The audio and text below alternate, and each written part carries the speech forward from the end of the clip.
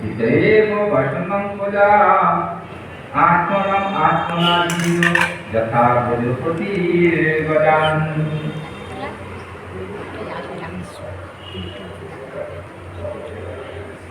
যুতপতি গোষ্ঠী অর্থাৎ একদল গোষ্ঠী, তার মধ্যে একজন প্রধান সে যুতপতি বলা। যুতপতি যেমন সমস্ত গতিকে ঘোষ থেকে নিজে রক্ষা করেন, সকলকে রক্ষা করেন, সেরূপ ধীর নরপতি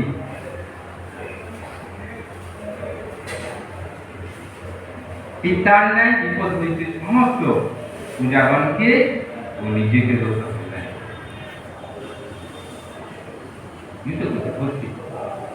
তার উপস্থিত দলকে ও সঙ্গীকে সকলকে যেমন রক্ষা করেন, নিজে দেহ উপভাবে, সেরকম রাজা কি করবেন? ধীর শান্ত স্বভাব পিতার ন্যায় এই পূজাকে সকল বিপদ থেকে রক্ষা করবেন নিজে। এবং বিদ নরপতি বিমানেন অর্কবচসা বিধয়ং আশুভং অশুভং কৃষ্ণং ইন্দ্রেণ সহ মোদতে। এতাদৃশ নরপতি ইহলোকে সর্বপাপ পরিহার পূর্বক সর্বলোকে ইন্দ্রের সহিত সমতুল্য পবিত্র বিমানে বিহার করিয়া রাখেন। এইরকম নরপতি যে জনগণকে রক্ষা করেন, ধীর ব্যক্তি, পুরো ব্যক্তি না, শুধু তার পূজাদের রক্ত এই রঙের কথা বলা, এই রঙের কথা বলা। কি বললেন? পিতার ন্যায়। পিতা যেমন সন্তানকে তার যথাসাধ্য, বুঝতে পারছি না, সাধ্যের বাইরে তার পুত্রমন্ত্র পালন করবে, নিজের যতই কষ্ট হোক, কিন্তু তার সন্তানকে সবসময় সুখী রাখার জন্য পালন করে। সেরকম এইরকম নরপতি তিনি কি বলছেন না, ইহলোকে সমস্ত পাপ পরিহার সব পাপকার্য নাই, তার পাপের দ্বারা কর্মের দ্বারা পূজা পালন করে স্বর্গলোকে ইন্দ্র সম, ইন্দ্রের ন্যায় সূর্য তুল্য প্রদীপ্ত বিমানে বেহা তুলিয়া থাকেন।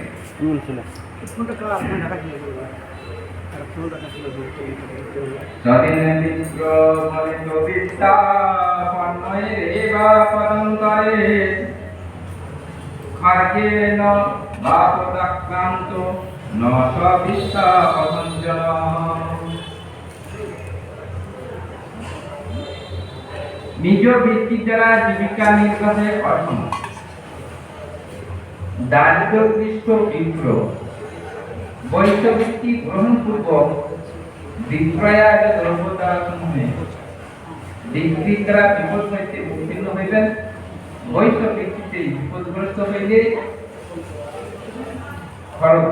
অর্থাৎ দরবারে ধারণপূর্বক হস্তিযুক্ত গ্রহণ করিবেন, পরন্তু কখনো নিজ বৃত্তি অর্থাৎ ক্ষুদ্র বৃত্তি গ্রহণ করিবে না।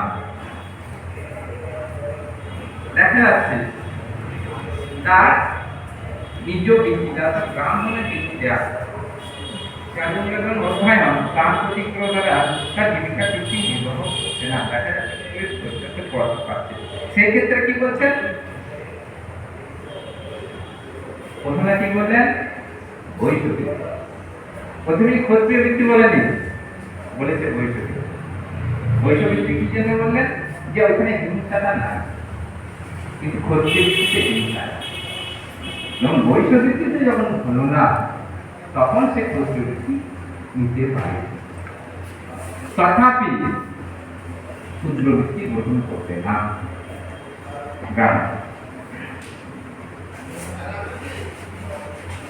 বৈশাবিদ্যা তো রাজন্নাথ জীবন নিগয়াপদি চরিত্র দীপ্র রূপনে নশবিদ্যা কথঞ্চনা।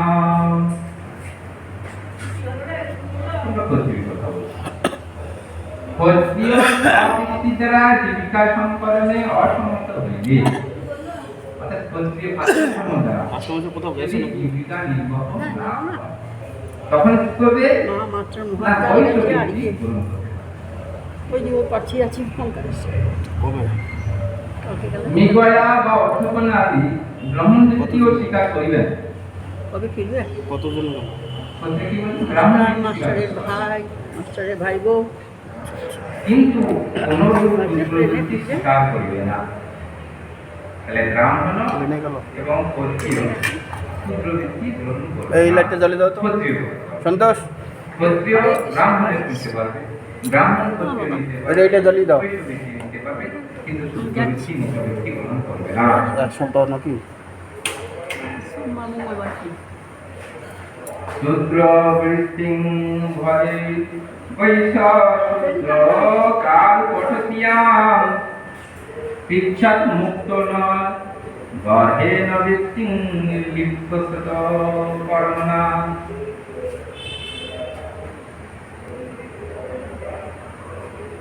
বৈশ্য বিপদকালে শূদ্রবৃত্তি এবং শূদ্র কাল জাতীয় জীব মানবগণের কটকাটি নির্মাণ প্রভৃতি স্বীকার করিবেন। এবার বৈশ্য তার বৈশ্য ভিত্তিতে বা জীবিকা নির্বাহ করছে না, ভালো হয়েছে, পালিত হচ্ছে না, সেক্ষেত্রে কি করবে? চুপ কর, না শূদ্রবৃত্তি গ্রহণ করতে পারবে। দরকার নেই, তারা কি করবে? না জীবিকা নির্মাণ করতে পারবে, দরকার নেই।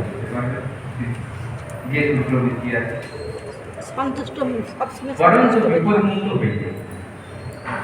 অর্থাৎ এই যে আপদকালীন যে বিপদ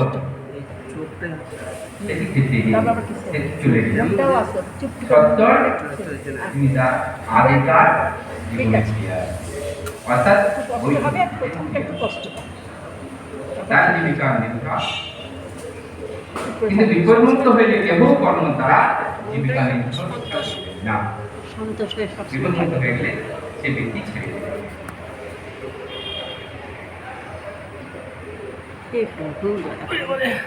বাবু ওনার ইচ্ছা জানবি, কে কি বললো, কে কি বললো, অত দেরি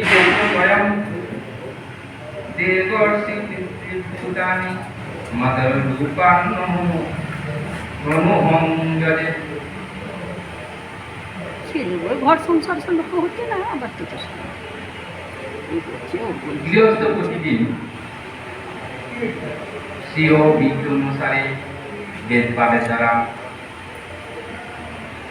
বেদ অধ্যায়, অর্থাৎ বেদ পাঠের দ্বারা ঋষিগণের যে ঋণ সেটা সদা মন্ত্র দ্বারা পিতৃগণের সদা আমরা পিতৃকে অর্পণ করার জন্য এই সদা মন্ত্র দ্বারা উচ্চারণ করতে হবে। সদা এর দ্বারা কি হবে? না পিতৃঋণ শোধ হবে। আর তাহা মন্ত্র দ্বারা দেব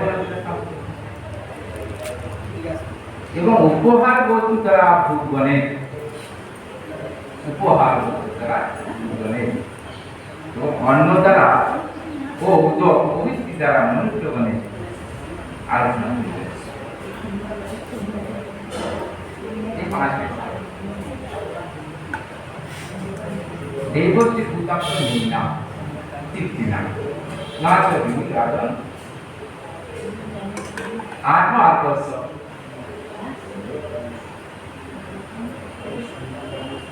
যেন পাঁচটা দিনে আমরা দিন দেবরী পৃথিবী নীলি আপুরি। আচ্ছা দেবরী কি না এই সারা মন্ত্র দ্বারা বেদ পাঠ দ্বারা অর্থাৎ ঋষিগণ যে শাস্ত্র রচনা করেছেন জগৎ কল্যাণের জন্য, সেই সব পাঠ করলে কি হবে না